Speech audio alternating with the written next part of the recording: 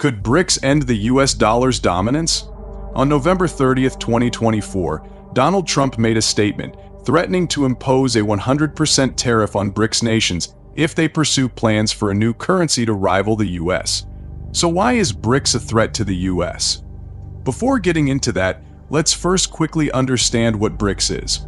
BRICS is an acronym for Brazil, Russia, India, China, and South Africa, which are countries that form an intergovernmental organization. BRICS was formed to make international trade within these countries better and easier without depending on the US dollar as a medium of exchange. As part of that, BRICS is planning to bring a new currency as foreign exchange reserve currency, which these countries will use instead of the US dollar. So, why would any country want to do that while everything is going well? There are a few strong reasons for it. Number one, to reduce dependency on the US dollar. Since the US controls the SWIFT network, any country wanting to do international trade using dollar have to comply with their regulations. And since the US imposes financial sanctions on many countries, it has become hard for countries to trade with the countries that have been sanctioned using the dollar, as the SWIFT network will reject the transaction.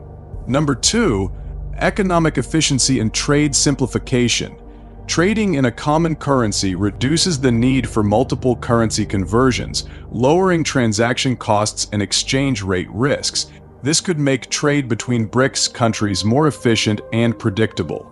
Number three, resilience against dollar fluctuations. Holding reserves in a BRICS-based currency could protect these countries from dollar volatility and changes in US monetary policy, which can have significant global ripple effects. Number four, addressing trade imbalances. In 2010, the combined GDP of the five countries was $11 trillion, which was 18% of the world economy. BRICS countries trade heavily among themselves, but settlements often require converting their currencies into US dollars. A common currency would eliminate the need for this intermediate step, reducing costs and potential currency imbalances. These are some reasons for the BRICS to look for a new reserve currency. Sounds good for them. Which country would benefit the most from a BRICS currency? Tell us in the comments. But how could it be a threat to the US economy?